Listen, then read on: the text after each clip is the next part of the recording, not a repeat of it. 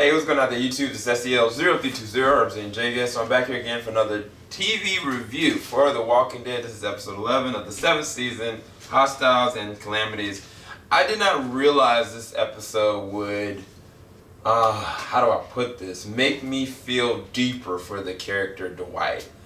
Because they gave and laid down some substantial backfolding information about his past, you know what I'm saying? Like, it was inferred and it was to be assessed, you know, that Sherry was his wife and XYZ about their past, and she sacrificed herself and him to keep him alive, and it just all was put out in the open in this episode in such a beautiful way, because this episode was not like your conventional, like, I'm gonna kill you, you're gonna do this.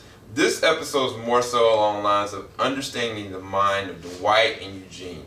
I'll talk about Eugene for a second. Eugene in this episode was very strategically interesting because he came up not understanding certain things that were going on. He also was kind of introduced to the culture that is Negan's culture. And I at first was like, man, this man is just so fearful and this and that. But he started to assess everything. He started to watch people steal. He started to listen to the girl that was introducing him to his room.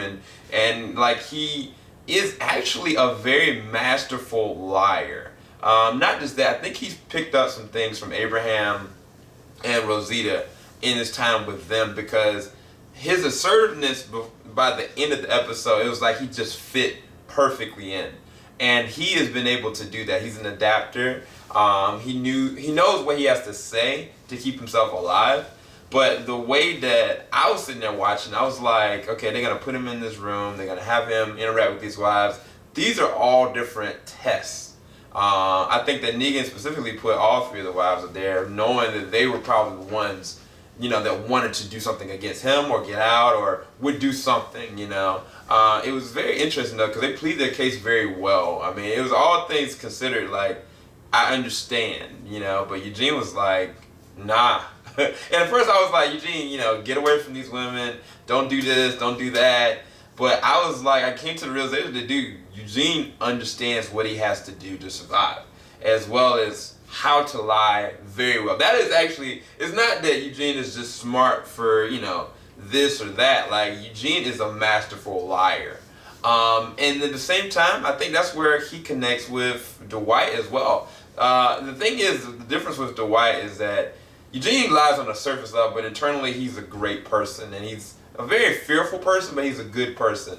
Dwight has buried all goodness about himself and put it into his heart, and everything else is just, you know, this facade that he's made himself to be. That is, and I guess he would call himself Negan, you know, and it's crazy because when he went to the house with, you know, reading the letter, I was just feeling all sorts of different kinds of emotions. Just from listening to that. And the lady that played Sherry, she didn't have to be there, but her presence was there, you know what I'm saying? With the pretzels and the beer and the wedding rings, and I was just like, wow, you know what I'm saying? Like, I actually had a lot more admiration and respect for Dwight. Now, he's still very cold and calculative, because he didn't like what the doctor was saying. He didn't like, you know, him putting that in his face, like, you know, good, this or that. And I don't actually, now I think about it, did the doctor really actually help her? I really don't know. But I do know that he let that doctor reap whatever kind of results were going to happen. So he's very much still very cold, but he's working towards something. He knows what he has to do to survive, just like Eugene does. They're playing the game. And I think that something has changed in Dwight. And it's not just, it didn't just start, you know, with this letter. It started when, you know, when Daryl was locked up.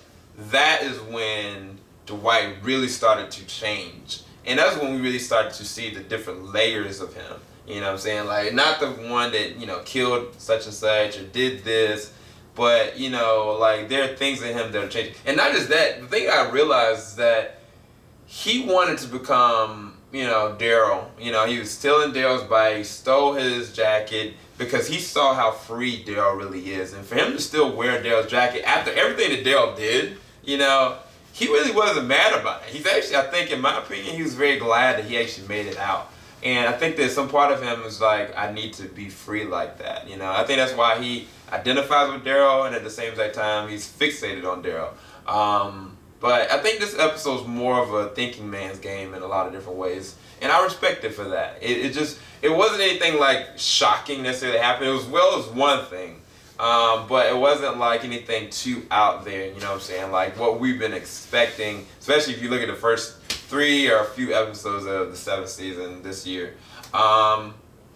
This episode, I give it like an 8 out of 10. I was really surprised that I thought the episode was going to be really bad, considering like it was just going to focus on Eugene, but I did not know they would add the extra element of the White's backstory.